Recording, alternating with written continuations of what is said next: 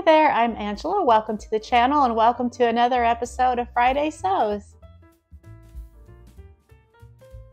Hi all, hope you're having a great weekend, and I have a couple of things to say before we jump into sewing and life. First of all, thanks to you guys so much for keep coming back and watching my videos. It means so much to me. And I know sometimes my posting schedule is kind of a little bit wacky, but you keep watching and I'm so thankful and appreciative. Also, I love the communication in the comments, so please keep the comments coming. It's my way of interacting back with you guys. It's so much fun. I look forward to that. And thank you to Jen, of course, from Today in Jen's Sewing Room, who's the creator of the hashtag Friday Sews. If you're new to the concept of Friday Sews, a hashtag Friday Sews, I would encourage you to do a search within YouTube on hashtag Friday Sews, and you'll find all kinds of videos where the sewists will share how their past week went, like what they worked on in their sewing room, how life went, what they're looking forward to, projects coming up and everything like that. There's so many good Friday Sews videos, so please do check that out if you're interested in that. And I think that is about it. So we can go ahead and jump right into sewing. And I do have some updates to share with you guys. So I finished my project that was in progress that kind of got stalled out for maybe 2 or 3 weeks. And I was due to a couple of things. I was sick for a little while, then I traveled. But it is a Simplicity skirt 2058. And I'm going to show you guys that, me wearing that here in just a few minutes. And I won't go into a lot of detail on the pattern. I'll show you the line drawings. If you've been coming to my channel for a little while now, then you have definitely seen this on my channel before because it's been in progress for so long. I am going to do a full pattern review on this pattern, even though it was published, I think it was published in like 2012. It is out of print, but it is very easy to find online on Etsy and eBay, maybe Destashify and other places where you would find old patterns. You can pick this up readily. So because of that, I will go ahead and do a full pattern review, but not today. I'm kind of, that's for next week. So look for that video to come maybe Tuesday or Wednesday of next week. And with this make, if you're following along with my hashtag Stash Sewdown 2023, I got my notes here, so I'm kind of looking at those. So let me back up. At the beginning of the year, I set a goal for myself to sew down half of my fabric stash of garment fabrics. Quilting is out of scope and craft fabric and things. So what that amounted to was that I had 68 pieces of garment fabric, and it was 142 yards. So the goal that I set for myself was to make 34, to use up 34 pieces of that fabric stash. Until I do that, I can't buy any more garment fabric. So we're in April now, early April, and I haven't bought fabric all year. And it's been not so bad just because I've had so many other things going on in life. But there are times when I get kind of itchy to go online and just browse the fabric websites, and then I stop myself. It's like, I've got to get this under control a little bit before adding new stuff in. So this skirt is make number 5 out of 34. And what I'm kind of looking at, because my progress has been a lot slower than I anticipated at the beginning of the year, what I may end up doing is just no buy through this 2023. So even if I don't do 34 makes, which it's looking like I may not, at least I will have bought no garment fabric for all year. And then at that point, at the end of the year, I can reevaluate, treat myself to a Christmas gift of some fabric or something like that, or a New Year's gift or something like that. I'm going to kind of reevaluate as we go because I'm not moving along as quickly as I had hoped. Yeah, so that's where I'm standing on my stash sew down. And as far as my capsule wardrobe, which is kind of, it's 10 pieces 10 garments that I'm making this year. Those 10 are included in my whole stash sew down. So out of the capsule, this skirt is piece number 4. So I am wearing the whole outfit now, and I'm going to show you that here in just a minute. And then the other piece that's part of that capsule are these pants here, which I've already shown those. So that's kind of where I'm standing on both my capsule and sewing down my stash. And what else? I have a couple of notions to share with you guys, and I'm going to show those now. So the fabric that I used for my Simplicity skirt, it was a suede knit, like a faux suede knit, a poly spandex blend. And what I was finding when I was pinning the fabric, the pieces to cut out the pieces, so the fabric was like doubled over in 2 layers, I could barely get a pin through. And I use, pardon me while I reach here, I use these, I guess they're about 1.5 inches long glass head pins. I think that should be showing up for you guys. These are my favorite pins, my general use pins. And one of you guys made a good suggestion to try entomology pins. And it is exactly what it sounds like. I was kind of blown away and like a little bit confused at first, like entomology as in insects. And yes, that's exactly what it is. So I went on Amazon and I found a packet. These are, and I wanted to share these with you guys and kind of talk about what my experience was using the entomology pins. And these are the pins that people who collect insects that would, like butterflies or whatever, bees, like pin them down onto like a flat substrate for display, which I'm not for. I'm not trying to promote that. I'm like, let the insects live kind of person. But I did order some of these pins, and I wanted to share those with you guys. And just something new. It was kind of such a new way of thinking to me. Talk about like the differences that I found between my glass head and these, and also difference in cost. And it could be something that you're interested in. Now, I didn't put these to like a full scientific test or anything like that. It's kind of just my impressions that I had when I tried to use these on my suede knit fabric. So the ones that I got, I will put a link to them below in case you're interested. These are stainless steel, and they're a total of 500 pieces, and they come in 5 sizes. And each size comes in like a little, it's like a little plastic capsule with a little pop-up lid. So I thought that was kind of neat. And I'm going to take one out and show you. So these are pretty close to 1.5 inches as well. I'll kind of hold it up to one of my glass heads so you guys can see. And they're actually a little bit longer than the glass heads. And of course the head is not as big, so they are a little bit longer. I think when I looked it up, the glass head pins were 1 3/8 inches, and the entomology pins, at least these ones that I got, were 1.5 something inches, so a little bit longer, maybe a 1/4 inch or something like that. And I mentioned that I got 5 sizes. Those are just 5 sizes in diameter. So this, I'm going to hold this back up here and show you guys. So I'm not sure if it's showing up, but the entomology pin, which is the one on top with the black head, is a little bit thicker than my glass head pin. And I kind of, maybe I should have tried all the sizes of these pins.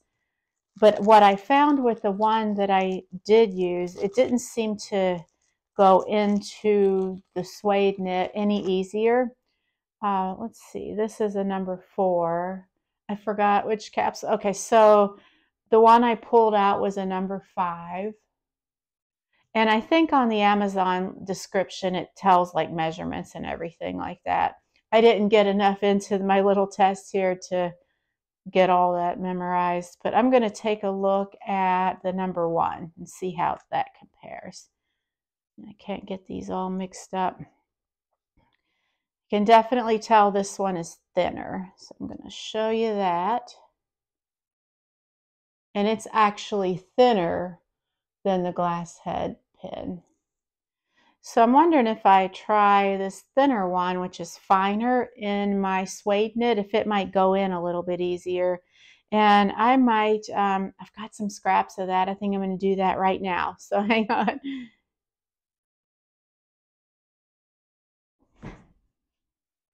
So I just tested out the number one, which is super thin, very fine, and it actually went through the suede knit fabric much easier. What I noticed though was that it's very bendy, so that's something to watch out for. So I just wanted to share those with you guys in case it might be something you're interested in trying out. And when I did just a general information search about what's the difference between like could you use a sewing pin to do entomology work, for instance, most of the experts that I read on their blogs or whatever said that it could work, but the thing that you would have to watch out for is that these entomology pins are specially made to be rust proof. So if you are wanting your insect display to last forever, for many years or decades, that's something to consider. Although it might be also worth looking into, maybe these sewing pins are rust proof as well, depending on which quality that you buy. And then the other thing about the differences is that from what I looked up, the ones that I bought, all 5 sizes, total of 500 pins, which kind of seems, the listing was for 500, but I have a hard time believing that there's 100 pins in here. There might be. I'm going to go with what the listing said. The listing for the cost for these was, I think it was $8.99 plus tax. And then the glass head pins, which are my standard sewing pins, I think those were like $12.50 or something for 250 pins on Joann's. I'm trying to bring these figures back by memory. I'm going to put like some numbers up here just so you guys can see it and compare. So that could be something to think about if these entomology pins will do just as well and they're a lot cheaper. Maybe we should all switch to entomology pins. A couple of other things to point out though is that the head on these, like I mentioned, is a lot smaller. I felt like it was harder to grab onto, and I'm not sure how well these would do if you iron over them. I know that the glass head pins are made specifically so that they won't melt or anything if you iron on them. So that may not be the case with these. That might be a little further testing that I do. So it's kind of interesting. You might find that might have been like so boring to all you guys, but since it was a suggestion by one of you, I wanted to do some follow up on it and just like show what I found in my results. The one thing that I do love are these little cases. If you're traveling, going to like a sewing retreat or a sewing class or something, these cases are fantastic just because they close up pretty securely. I mean, it just pops in, but I mean, it's pretty secure. And you get a lot of pins in here. Or alternatively, you could just take your whole sewing pin cushion and put it in a Ziploc or something like that. Just saying, some things to think about. I thought that was very interesting. I wanted to share. And then the other notion I wanted to share with you guys, so the skirt that I just finished called for a hook and eye. And I have to be honest, a lot of times if a garment calls for a hook and eye, if it's at the top of a zipper and the zipper is pretty secure and not going to just like slide right down, oftentimes I take the lazy way out and I don't put the hook and eye in. For this skirt, I did put the hook and eye because at the top of the zipper there was a little bit of like gapping with the material, like it wouldn't kind of close, and I wanted to kind of get that closed. So I looked through my little notions drawer that's in my cabinet here, and I found these hook and eyes. They're kind of on the larger side, and maybe a smaller one would have been better for this, but it worked out. But what I wanted to share, I think I must have had these forever because look at the price, 35 cents. And just the packaging is so old school. Each one of these pieces is kind of stitched in there. You can see that. I thought it was so like charming and kind of quaint because it's so old-fashioned.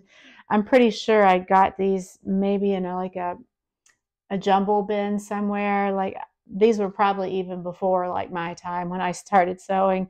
I did look and I didn't see a date on them, but I thought it was so neat. Just a little throwback to another era. And before I show you guys my skirt, I wanted to let you know what I'm going to be working on next. It's still within my capsule wardrobe plans, and it's a Vogue V9246 pattern. I'm going to make the pants and the jacket. I will show you guys the line drawings. And once I get into making these, I'll show this pattern several more times, I'm sure, but just so you can see that. And one more time on the front. And I'm going to be using, it's sort of a dark chocolate brown Ponte that I got from Stylish Fabrics last year. I have 5 yards of this, and it's like a heavy Ponte. It's like, it's over on the other side of my table, and it's really heavy and unwieldy because it's still all in like one single continuous yardage length. So I'm not going to try to hoist that up and show you, but I'll put a picture of the fabric up here in case you're interested. So it is meant to go with this capsule. And that is all I have to share with you in my sewing life. I'm going to go ahead and insert a video clip or maybe some still pictures of me wearing the skirt that I finished with 2 of the other pieces of the capsule, which are this vest and the top. And then I'll come back and talk a little bit about life.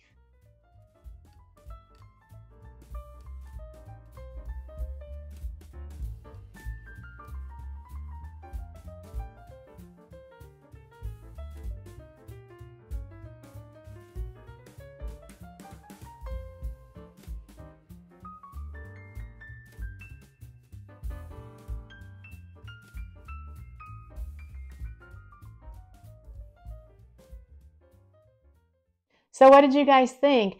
I really like the way it turned out, and there are some specific things that I want to share with you guys on my experience making the skirt, but I'm going to save that till next week when I do the pattern review for the Simplicity pattern. So enough about that, and life has actually been pretty quiet for the past week, which is good. Been doing things to prep the garden for the new season, and that's kind of about it. I'm spending a lot of time with Farley, our puppy, and he's about 1.5 years now. I guess he's still technically a puppy. I feel like up until they're puppies up until they're like 2 years old. So that's been kind of fun. We're really coming a long way with him, and he's come so far. If you missed the video where I talked about how we adopted him, I'll put a link up here. And he was a rescue. We adopted him last August when he was 1 year old. And he was kind of unruly, very, very sweet, but just a little crazy. You could tell he hadn't had much like attention paid to him as far as training and things like that. So we've been just working with him steadily and diligently and making it fun. And we found that he's so intelligent, like most dogs are, like all dogs are. And he loves to learn. He loves treats. So that makes it very easy to train him. And he has come so far. And he's a big snuggle bunny. All the dogs that we've had in the past, while they've been sweet and loving, I wouldn't call them snugglers or cuddlers, but Farley is. He loves to snuggle, so it's kind of cute. And he's a really solid, densely packed 60-pound like muscle dog. So when he tries to become a lap dog, you're very aware of it, but it's still very cute. So that's about it. What have you guys been up to? What are you working on this weekend? Let me know in the comments.